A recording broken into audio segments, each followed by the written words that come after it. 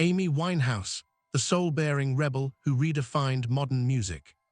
Amy Winehouse, 1983–2011, stands as one of the most influential and distinctive voices in 21st century music, a once-in-a-generation artist whose blend of raw emotion, jazz-inflected vocals, and brutally honest songwriting reshaped the boundaries of soul, R&B, and pop.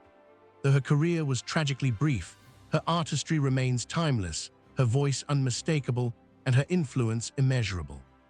Early life, a household of music and mischief. Amy Jade Winehouse was born on September 14, 1983, in Southgate, North London, into a family deeply connected to the rich cultural and musical traditions of Jewish North London. Her father, Mitch Winehouse, worked as a taxi driver but loved to sing Frank Sinatra songs around the house. Her mother, Janice, was a pharmacist, gentle but resilient, and her older brother, Alex, acted as a grounding presence in her life. Jazz was part of the family's identity. Ella Fitzgerald, Dinah Washington, Tony Bennett, and Sinatra shaped Amy's early soundscape long before she ever stepped into a recording studio.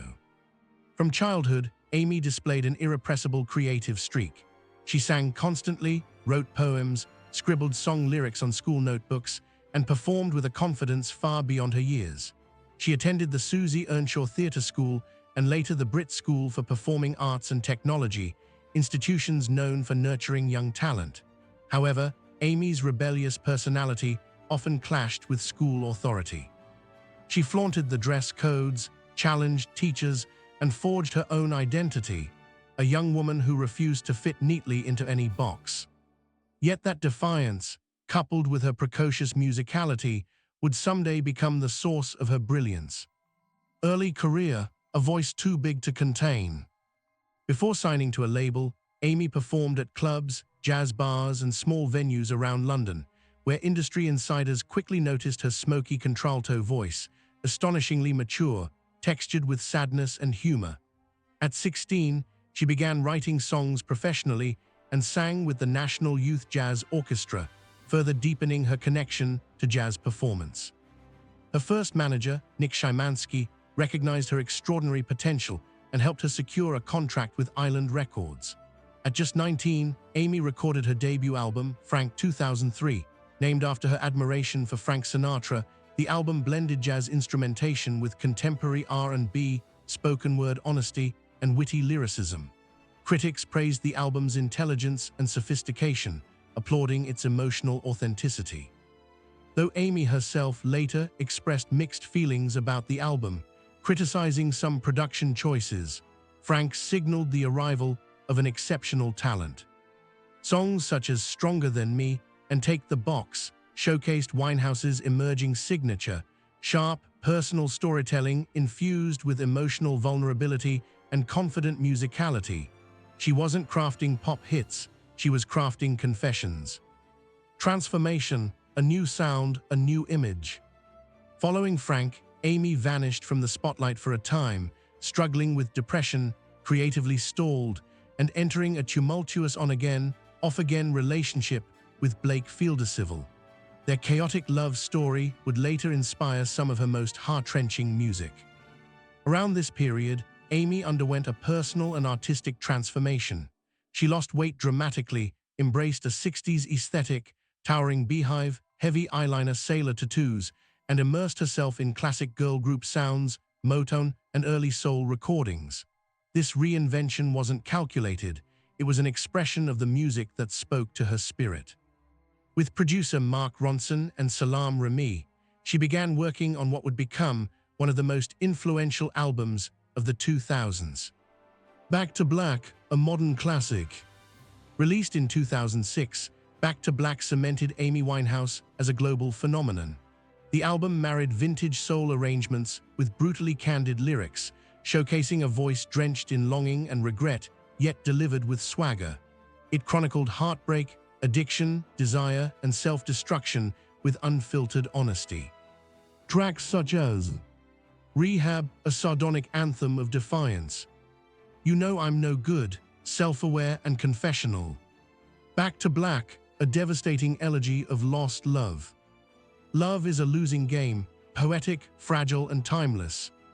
captivated listeners worldwide. The album's emotional depth and retro-modern fusion revitalized global interest in soul and jazz, influencing a new wave of artists including Adele, Lady Gaga, Sam Smith, and Bruno Mars.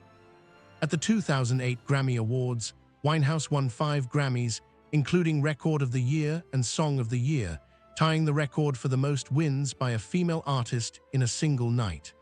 Her acceptance speech, delivered via satellite from London due to visa issues, revealed a mixture of gratitude, disbelief, and a haunting fragility. She was 24 years old.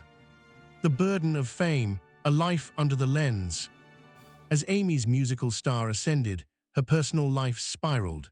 Her struggles with alcohol and drug addiction, bulimia, and emotional instability became relentless tabloid fodder.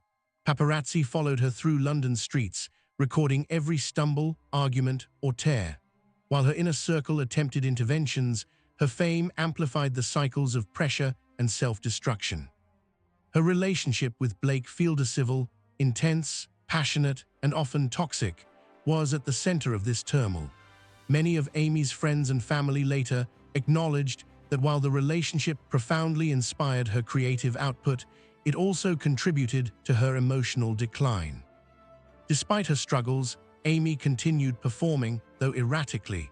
Some concerts were mesmerizing, others revealed a woman battling inner demons. Her failed performance in Belgrade in 2011, where she appeared disoriented on stage, became a tragic symbol of her worsening condition.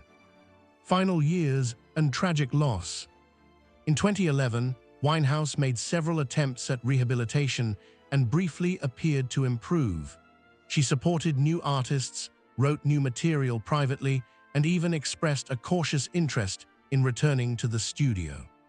But addiction is not linear. On July 23, 2011, Amy Winehouse was found dead at her London home from accidental alcohol poisoning. She was 27 years old, joining the infamous 27 Club of brilliant artists lost far too young. Her death shook the world, sparking discussions about mental health, media exploitation, and the pressures of celebrity culture. Yet beyond the public tragedy, she remained, above all, a beloved daughter, sister, friend, and artist whose vulnerability was both her gift and her curse. Legacy, a voice that changed the sound of a generation. Though her career spanned less than a decade, Amy Winehouse's influence reverberates across contemporary music. She helped rekindle interest in vintage soul and jazz aesthetics, paving the way for an entire generation of retro-inspired artists. Her emotionally fearless songwriting set a new standard for authenticity in mainstream music. Her voice, husky, bruised, tender, explosive, remains unlike any other. She sang not from technique alone, but from wounds, desires, and truths she could barely contain. Her songs were not polished narratives, they were lived experiences. In the years since her passing, documentaries such as Amy, 2015, deepened public understanding of her artistry and struggles. Posthumous releases, including Lioness, Hidden Treasures, showcased her unfinished brilliance. Musicians worldwide continue citing her as a primary influence. Most importantly, new generations discover her work each year, finding in her music a mirror for their own pain, joy, heartbreak, and resilience. Amy Winehouse once said, "I write songs because I'm fucked up in the head and I need to get it out." That rawness, that refusal to sanitize her truth, is what made her unforgettable. Amy Winehouse did not just sing songs, she opened her soul and let the world listen. Her life remains a heartbreaking reminder of the cost of genius, but her music stands as a triumph of vulnerability, honesty, and extraordinary talent. A voice like hers may never come again.